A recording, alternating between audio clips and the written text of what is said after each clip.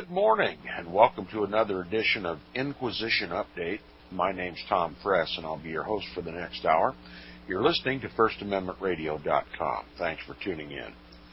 We're beginning our discussion, by the way, in the book entitled The Footprints of the Jesuits by R.W. Thompson. We're beginning our discussion about the Jesuit reductions in Paraguay, the Jesuit villages, essentially a nation created by the Jesuits in Paraguay. Now, the point that we want to make is, with our discussion of Paraguay, the Jesuit reductions in Paraguay, is to discover if the Jesuits were left unmolested, if the Jesuits had all of their way,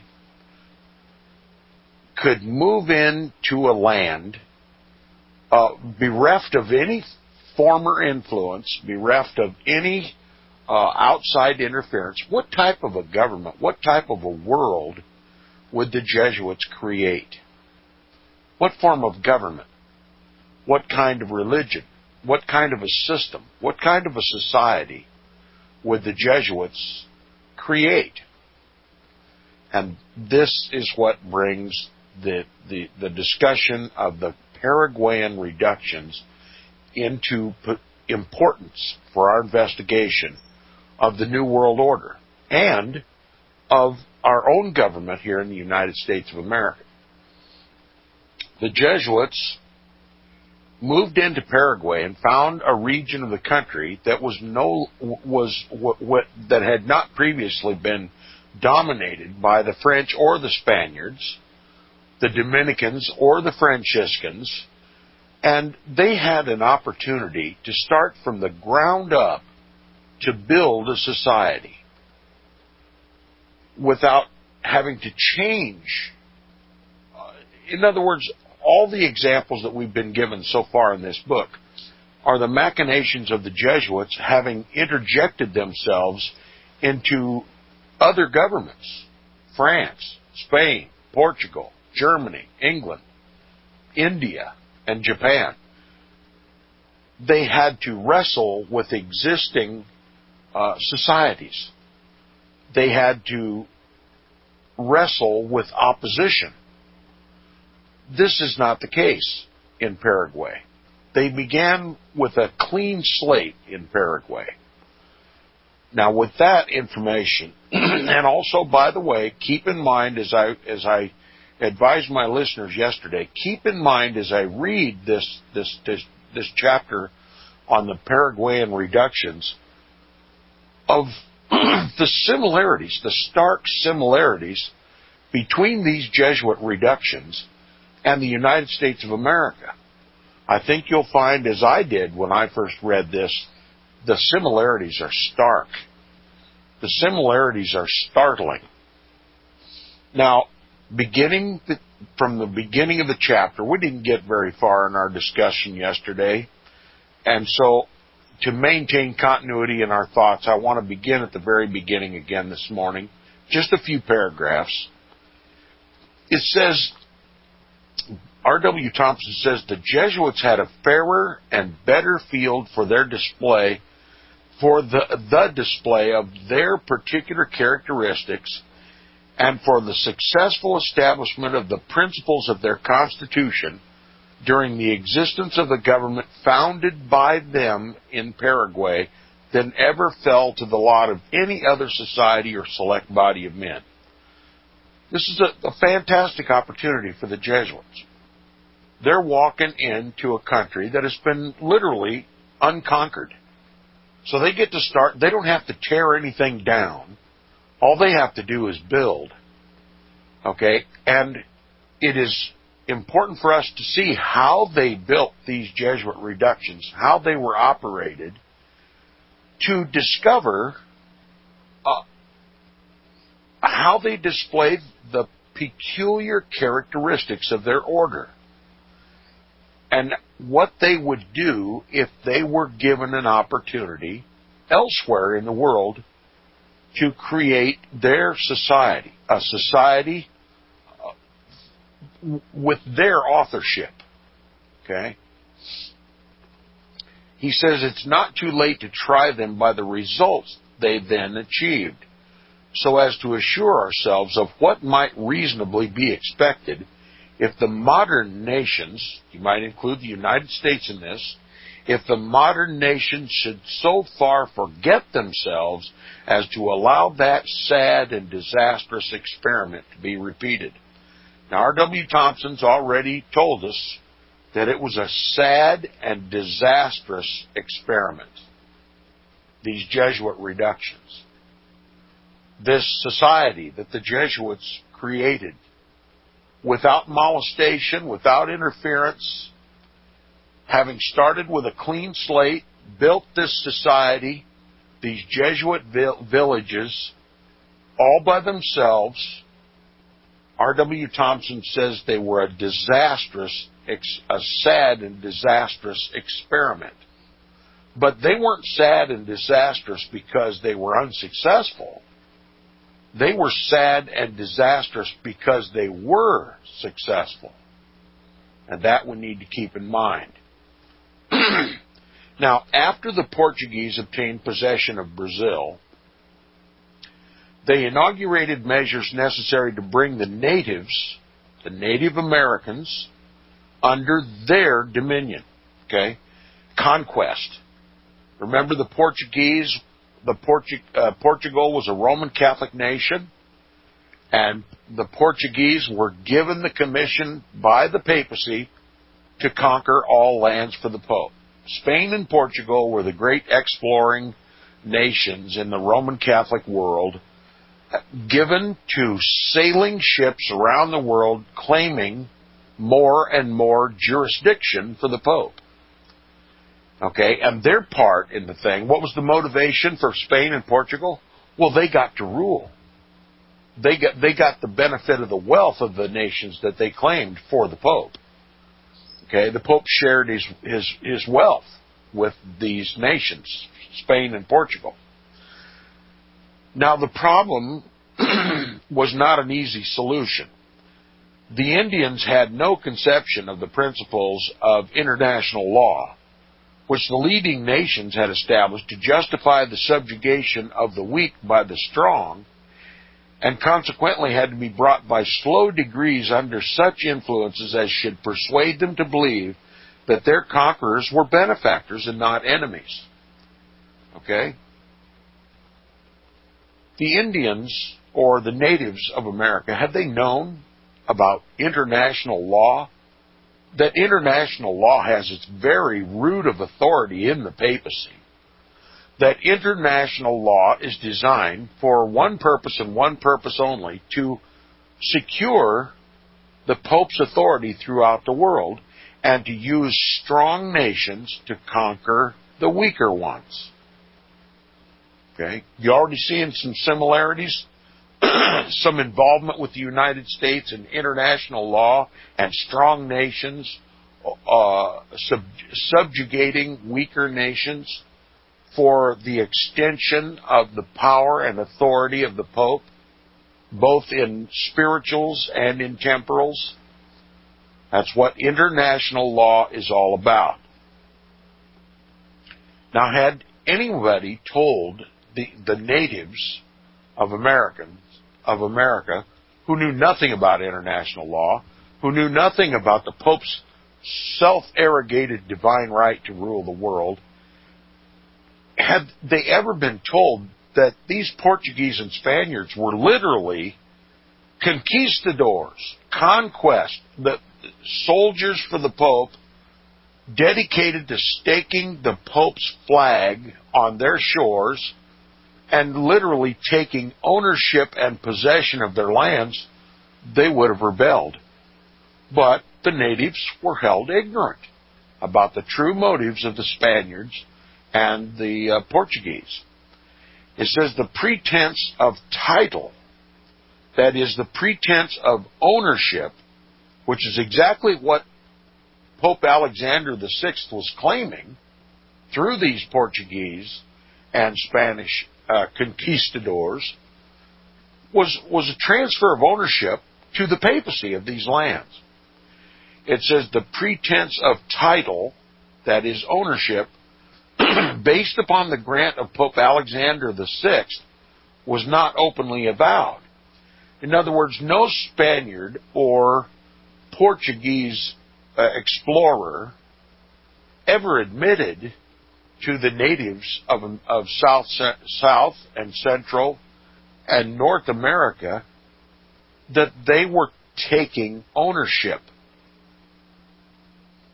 for the Pope. And it says, if it had been, the native population in all probability would have united in sufficient numbers to drive the invaders into the sea. Now, let me just put it in terms that, clear the fog here. When the Jesuits first came to this country, they were taking ownership of this country. When they admitted the Jesuits into the Maryland colony, it was simply allowing the Jesuits to do what they have always done, what Roman Catholic explorers and missionaries have always done, claiming that country for the Pope. Now, because they didn't come out and admit this doesn't make it any less so. To admit it would have been to make themselves an enemy, a mortal enemy, and they'd have been wiped out. They were always in insufficient numbers to overthrow physically the domestic or native peoples. So they had to use lying, failing to disclose what their true purpose was. That we are talking about in Paraguay and South America, but it's equally true right here in the United States of America. He continues, he says, pacific means of some sort had to be employed so as to delude the multitude of natives into a condition of apparent but false security. In other words, they had to pacify these people. They had to assure them that they were not conquerors, that they were not taking ownership and title to their land. It says pacific means of some sort, that is, pacifying means of some sort, had to be employed so as to delude or deceive the multitude of natives into a condition of apparent but false security. They had to give the people a false sense of security. They had to breed trust with these people, with the natives of the country. And if they had ever exposed their true motives, they'd have been routed. So subtlety, a peaceable invasion, and an apparently peaceable occupation of their lands. Now, he says Spain also acquired possessions in other parts of South America, this being Spain as opposed to Portugal. They were both trying to conquer the Americas, the Western Hemisphere. Spain, excuse me, that darn frog keeps bothering me. My apologies to my listeners. Spain, as opposed to Portugal, had also acquired possessions in other parts of South America, and the methods of colonization adopted by the two governments, Spain and Portugal, were substantially the same. And why were they substantially the same? Because they all had the same motive: to conquer the world for the Pope, to take possession of all lands for the Pope. Now, Charles V of Spain and John III of Portugal were both religious fanatics. In other words, they were fanatical Catholics. And although their chief purpose was to obtain wealth from the mines of America, this tells you exactly what their true motive was: to obtain wealth from the mines, the gold and silver and copper and other precious stones and other, even including oil now in today's consideration. I mean, the vast natural resources in the United States, it's timber, iron, copper, precious stones, oil. You can just name them all. These were the primary objectives of these conquerors, Charles V of Spain and John III of Portugal. Their chief purpose was to obtain wealth from the mines of America. Each of them professed to desire at the same time the civilization or the Catholicization of the natives. Okay, when we're talking about the Roman Catholic Church viewed these people as, well, animals, uncivilized, that they needed quote-unquote Christianity to make them, well, human. Okay? So whenever we see the words an attempt to civilize or to create civilization among these natives, what they're talking about is making them Roman Catholic. Okay? And as if you've been a regular listener to Inquisition Update, and we've covered the history of this civilization known as Catholicism, or as they call it, Christianity, it's not civilization at all. Okay? It's animalistic tyranny and cruelty and bloodshed and war and forcible conversion and lying and equivocation and sexual perversion and every other kind of vice. That's what Roman Catholicism is. And they presume, as they have always done, even in this case, to go to a foreign land of native people who have never been polluted by Roman Catholicism, declare them to be heathens, declare them to be less than human, and attempt to try to civilize them, make them just like the Catholics they are. Okay? So that's Rome's attitude about civilization. You must be Catholic. You must worship the man who arrogates to himself the prerogatives of God and calls himself God's vicar, the Pope. You must come to Mass. You must confess your sins to a priest. You must perform penance. You must gain absolution of your sins from a priest. And you can't go anywhere else to gain this absolution but the priests of the Roman Catholic Church. That's civilization. That's even the type of civilization the Jesuits would require of the world. He continues, he says, hence, as this could not be accomplished, this civilization of the natives, without the influence of Christianity, it's called, we're talking about Roman Catholicism here, all the expeditions sent out by them to the New World were accompanied by ecclesiastics, that's priests and prelates of the Roman Catholic Church, and were therefore under the patronage and the auspices of the Church of Rome. So Rome was the father of these expeditions. The Vatican, the papacy, the Roman Catholic Church both initiated, authorized, and even financed these Spaniard and Portuguese missions to the New World to conquer these lands for the Pope.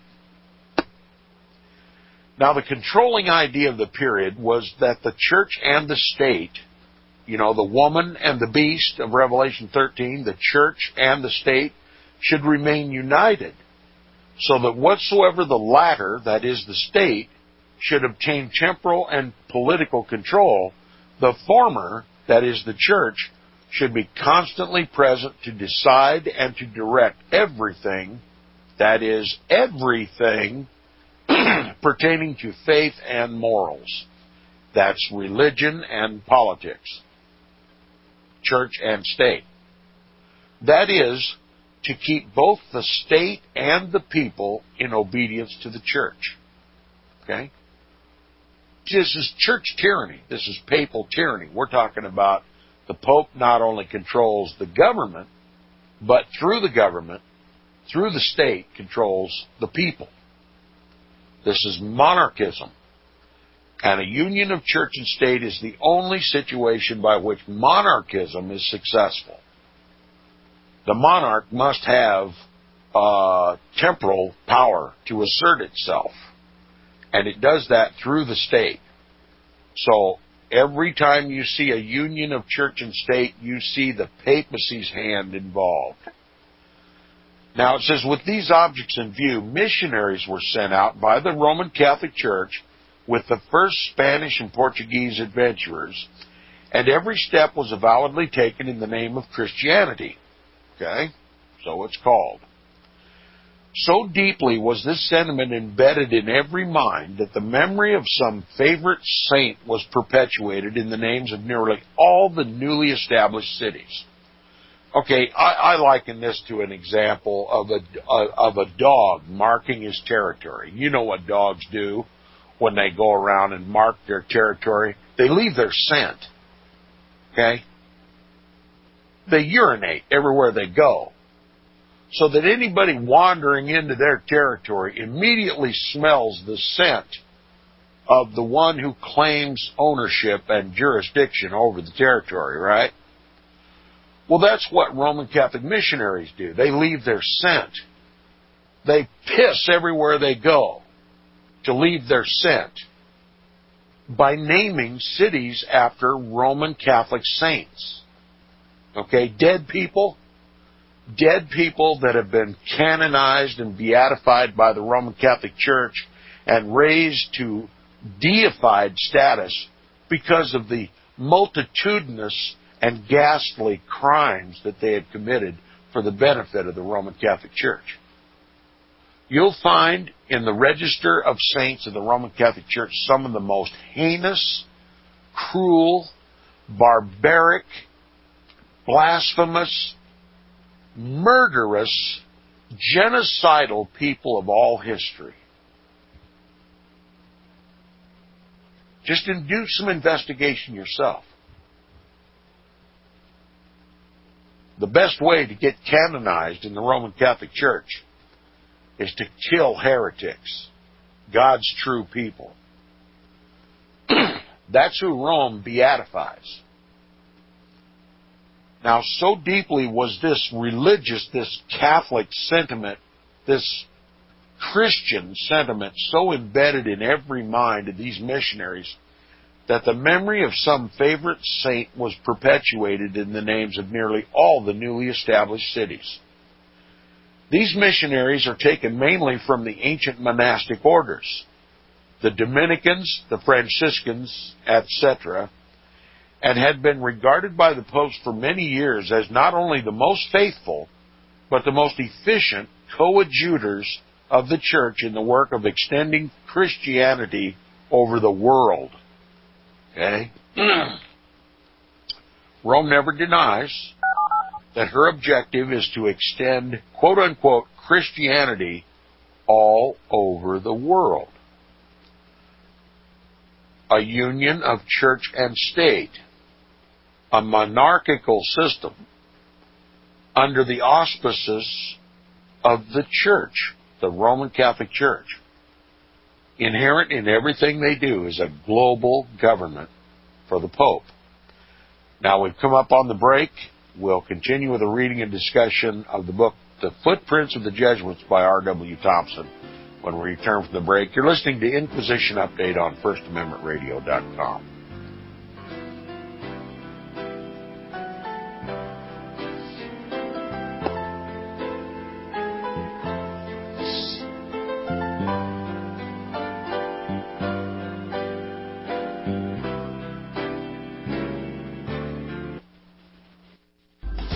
Years ahead of the dominant media, FirstAmendmentRadio.com and FirstAmendmentRadio.net.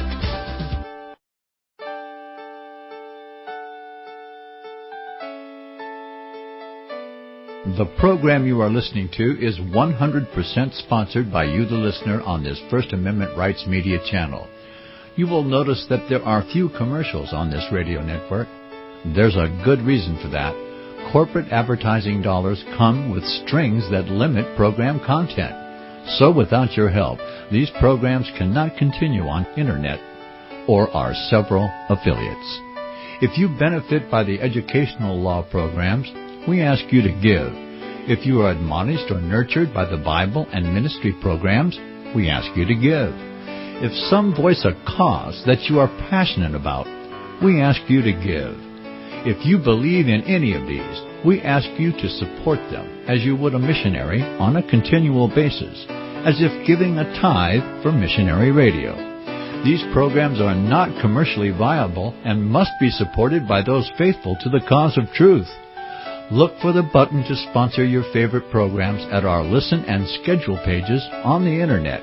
Then, when you subscribe, we will send you the last quarterly MP3 CD of that program immediately, and continue to do so with each new quarter.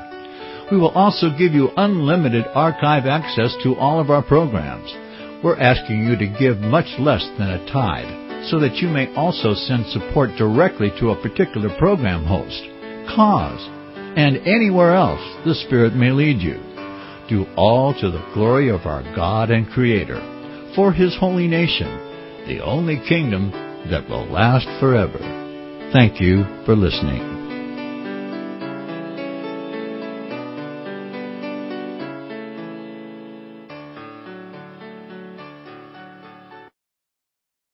In this day of economic uncertainty and soaring unemployment, safe investments are often hard to find. But investing in the precious metals is the safest investment of all, because gold and silver is real money. Government-printed currency is not. Call Melody Cedarstrom at Discount Gold and Silver Trading Company at 1-800-375-4188. Melody has been helping people secure their financial future for over 10 years. While others in the business claim honesty, Melody will deliver. Give her a call, 1-800-375-4188. That's 800-375-4188.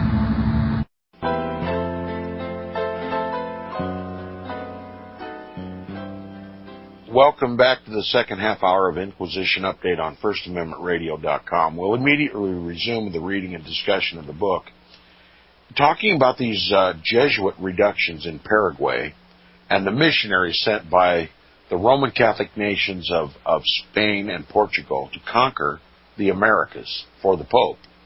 It says these missionaries were taken mainly from the monastic orders, the Dominicans, Franciscans, etc., and had been regarded by the popes for many years as not only the most faithful, but the most efficient coadjutors of the church in the work of extending Christianity, that is, Catholicism, not Christianity, over the world. We have elsewhere seen that the Jesuits did not sympathize with this belief. In other words, we've repeated, R.W. Thompson is very thorough in impressing upon our minds that the Jesuits despised the Dominicans and Franciscans and all the other monastic orders because they were corrupt, immoral, and decadent, and, well, just like their church, just like their popes. And because of this moral depravity, which even Martin Luther witnessed with his own eyes, that's why he came out of the Roman Catholic Church, the Jesuits blamed the Dominicans and the Franciscans and the popes and the Roman Catholic Church for being so corrupt, which led to the Protestant Reformation and individuality and popular government, completely overthrowing the monastic system so much desired and depended upon by the Jesuit general. If he's ever going to rule the world, it's going to have to be a monarchy. And Protestantism, as a result of the immorality, the rank immorality of the Roman Catholic Church and the monastic orders and the popes, resulted in popular government, an independent reading of the Scriptures, liberty in Christ. The Jesuits hate that. Okay? You can't have a monarchical system in the world, a global government, if everybody's got their own mind and their eyes are all in the Bible, finding all this liberty. You can't enslave the world when freedom has become the byword. You can't have a global Catholic world as long as Christ is the king. You see what the difference is? Now he says, we have elsewhere seen that the Jesuits did not sympathize with this belief, and that Loyola had urged upon the Pope the necessity of creating his new society upon the express ground that these ancient orders, the monastic orders of the Roman Catholic Church, had been both inefficient and corrupt.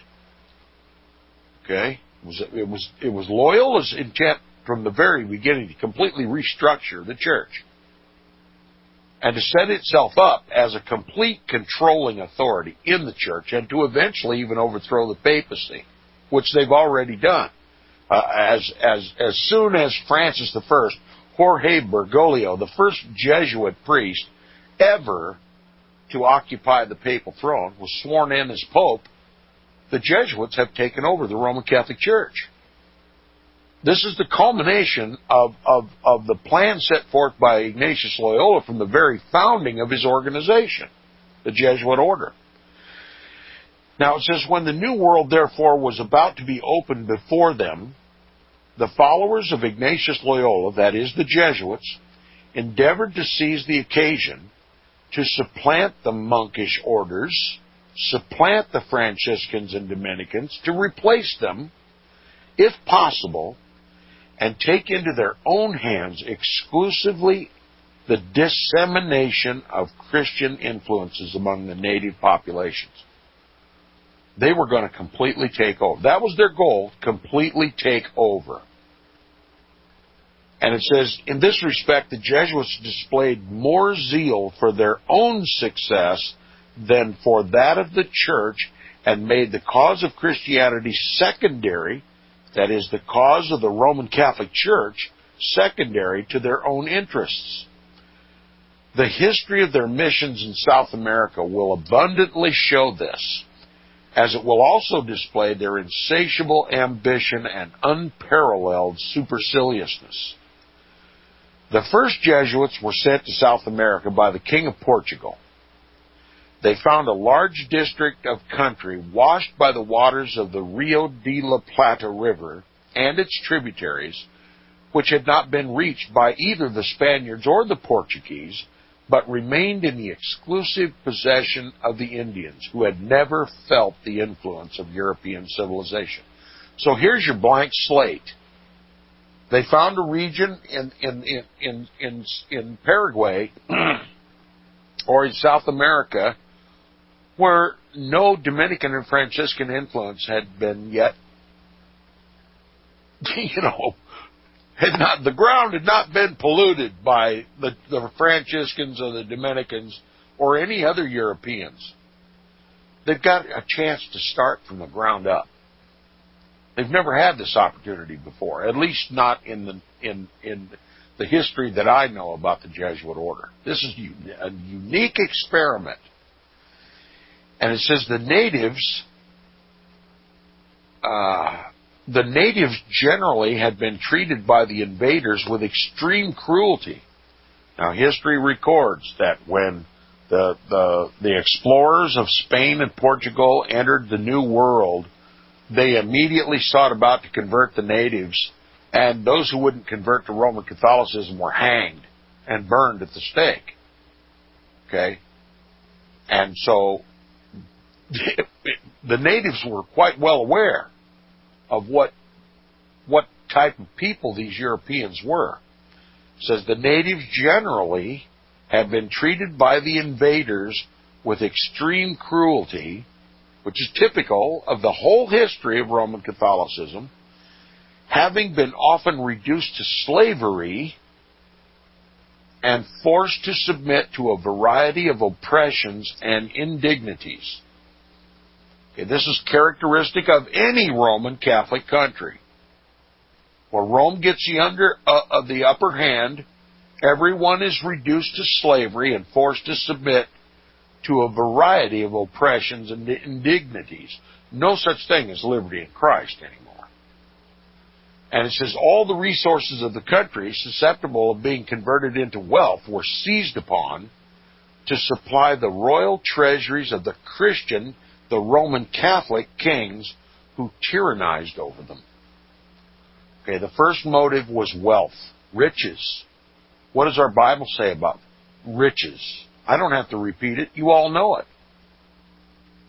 And it says the whole history of that period shows that unless some counteracting influence had been introduced, those who professed to desire the civilization of the natives would in all probability have added to the degradation and misery in which they were found when they were first discovered.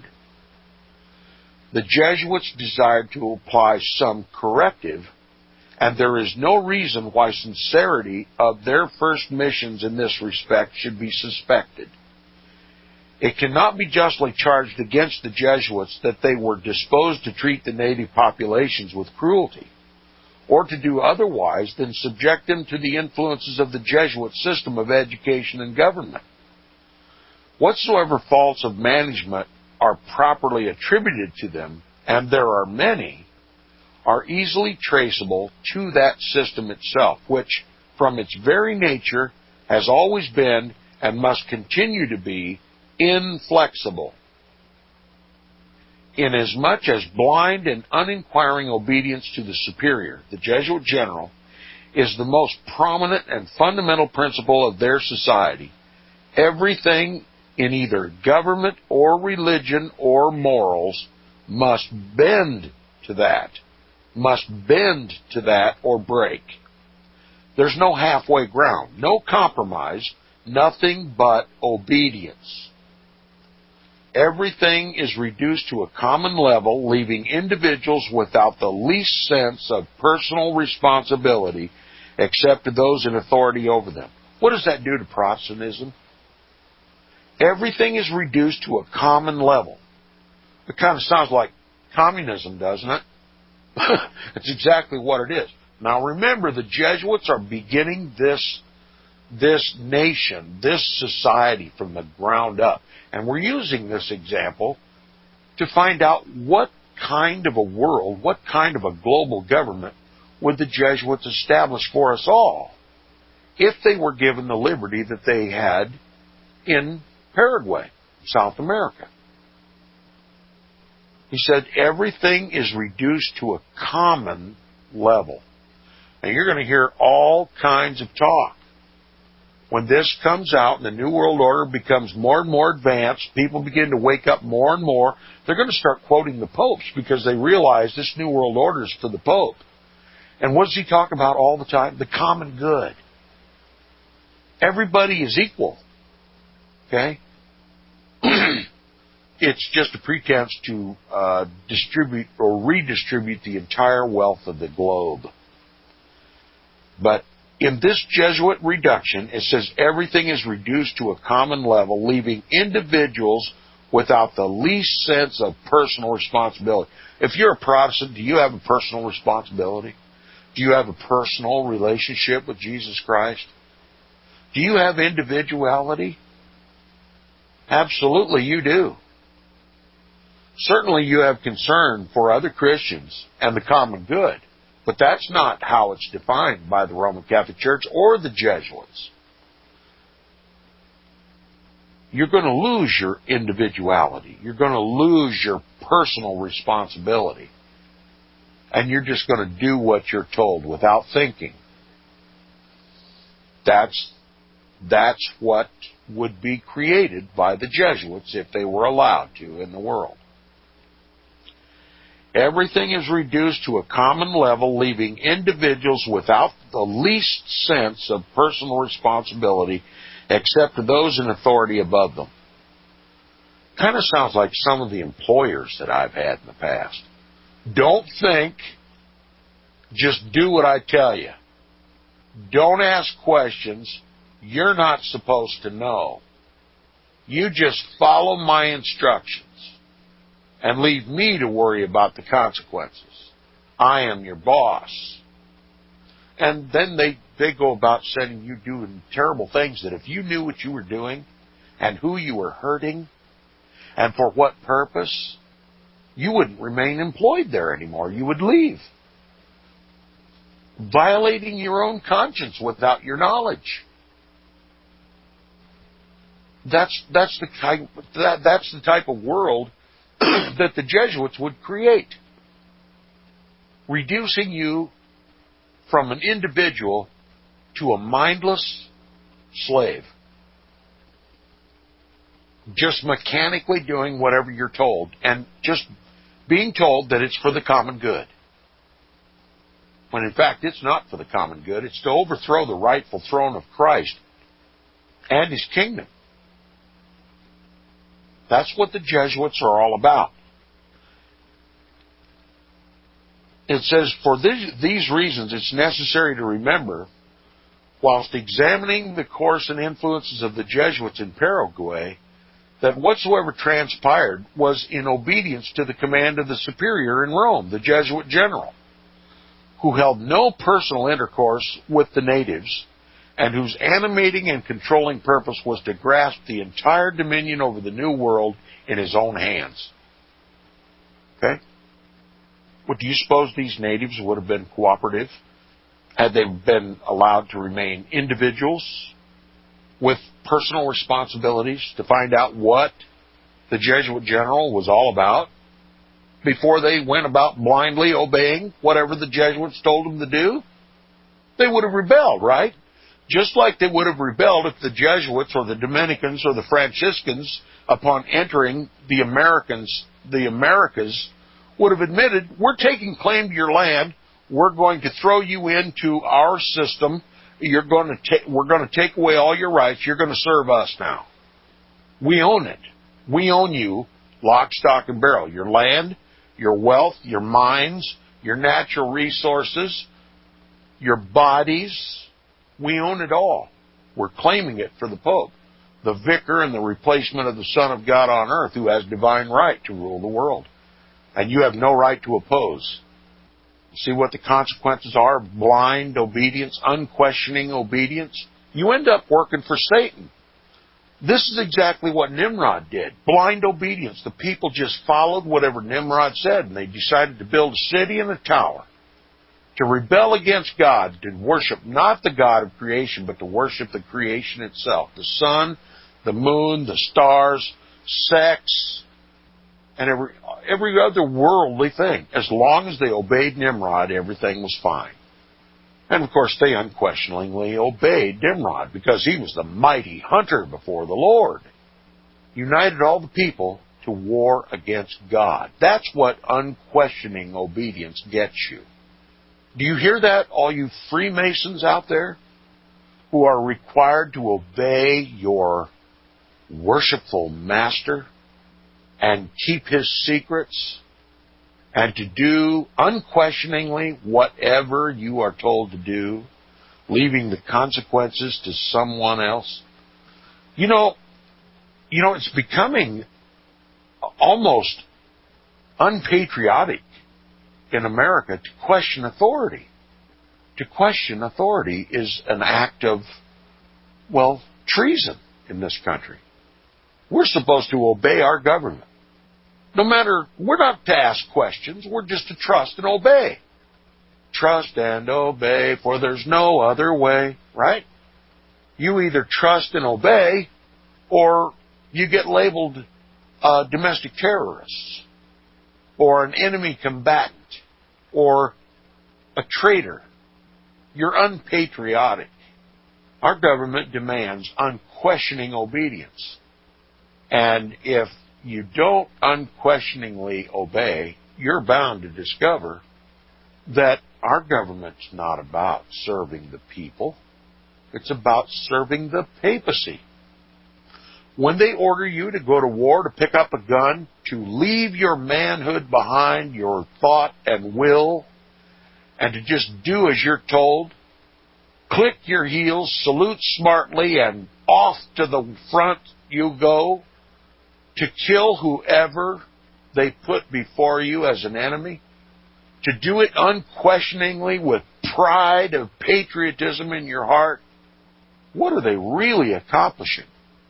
Mindless obedience. That's what the Jesuits require. That's what they wanted in Paraguay, and that's what they want in the United States, and they got it both places. It says it was chargeable to the constitution and organization of the Jesuit order, which, as already explained, so emphatically embodies the principle of absolute monarchism as to place it necessarily in antagonism with every form of liberal and popular government. Jesuitism, monarchism, is antagonistic to every form of liberal and popular government. It's antagonism to anything and everything that resulted from the Bible finally falling into the hands of the people to be read by them in their own language. God speaking directly to the people in their own language without being interpreted first to them by the priests of the Roman Catholic Church or by the governments under which they were subservient. Liberty sprang from that. Individuality, popular forms of government, the complete destruction of the Jesuitical, monarchical, antichrist system that so dominated the old world order. It says that the government they established in Paraguay and maintained for 150 years had not been monarchical, it could not have had Jesuit paternity or approval. If for any cause and any period of its existence it had become otherwise by the introduction of popular features, it would have encountered Jesuit resistance. Does our government have any of these popular features?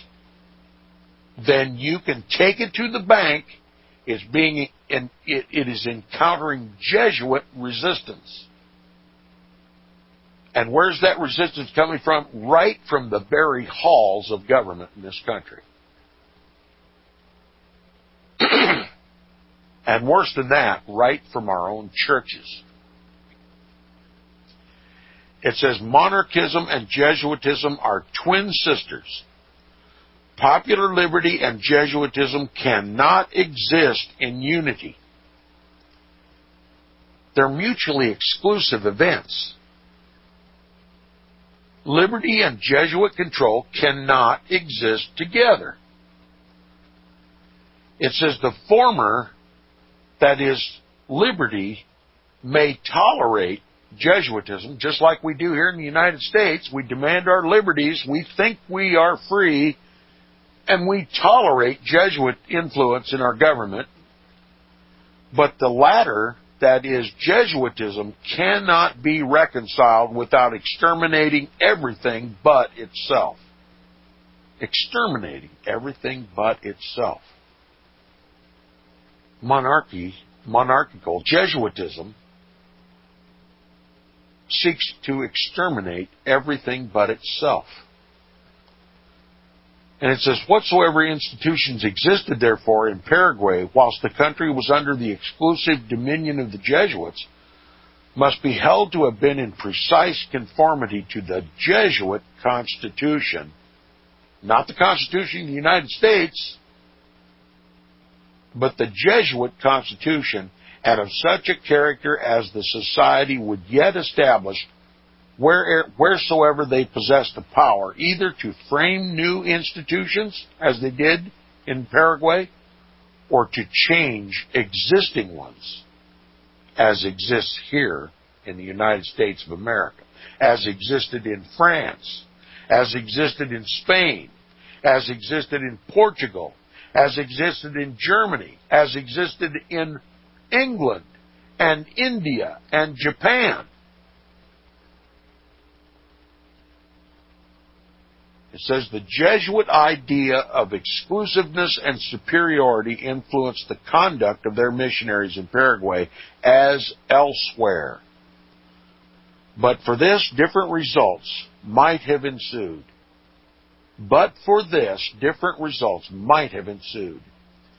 If they had been content to recognize the monastic orders as equally important and meritorious as their own in the field of missionary work, and the ancient machinery of the Roman Catholic Church as retaining its capacity for effectiveness in spreading quote-unquote Christianity throughout the world, if, in the other words, they had been content to recognize any merit as existing elsewhere than among themselves, the natives might have been subject to a very different destiny than that which in the end overwhelmed them.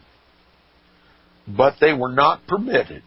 They were not permitted by the nature and character of their order to entertain any such feelings or to cherish any ideas of success other than those which promised to inure to their own advancement. Okay? Again, R.W. Thompson impresses upon us the Jesuits cared nothing about anyone else but themselves. Their true aim is to elevate the Jesuits to controlling the world. And it says, accordingly, we find them, as explained by one of their modern defenders of high celebrity, basing their claim to exclusive jurisdiction over the natives of Paraguay upon the express ground that the ecclesiastical influences sent out under the auspices of the Roman Catholic Church and the patronage of the Spanish and Portuguese kings had become injurious rather than beneficial to the natives in consequence of the most flagrant corruption. In explanation of the course pursued by the Jesuit missionaries, he says this, quote, one of the first experiences of the missioners was that it was in vain to hope for any permanent fruit among the Indians, that is, the natives, unless they were separated from all the evil influences of the Europeans who swarmed into the New World, carrying with them all the vices of the old, and adding to them the licentiousness and cruelty which the freedom of a new country and the hopes of speedy riches brought them. Unquote. So the Jesuits went about impressing upon the natives just how corrupt the Franciscans, Dominicans, and the other Europeans were, the Spaniards and the Portuguese, distinguishing themselves from their spiritual brothers. Oh, we've run out of time. Okay, we'll continue Monday on the program. Thanks for listening. You've been listening to Inquisition Update on First Amendment Radio. I'll see you then. Visit crosstheborder.org, CROSS, crosstheborder.org, to get your print, EPUB, or PDF version of the book, The Rapture Will Be Canceled. That's crosstheborder.org. I know you all want answers, and believe me, so do I, and I'll do my best to get them. Despite Nicolas Cage's promise to do his best to get left behind rapture answers for us, don't hold your breath.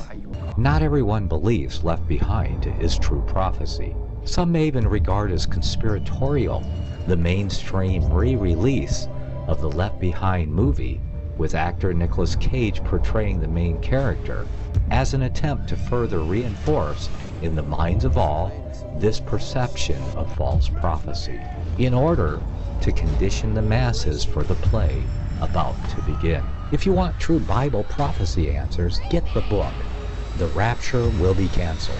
The author exposes the Latin rapture origin, the 7-year tribulation deception, true Bible revelation of Daniel's 70 weeks, the abomination of desolation, the restrainer, America in the Revelation, the image of the beast and the mark of the beast, and the truth about God's chosen people, and so much more about Bible prophecy. This book will shatter the Left Behind paradigm of future events. Get the book, The Rapture Will Be Canceled. Visit crosstheborder.org, CROSS, crosstheborder.org, to get your print, EPUB, or PDF version of the book, The Rapture Will Be Canceled. That's crosstheborder.org.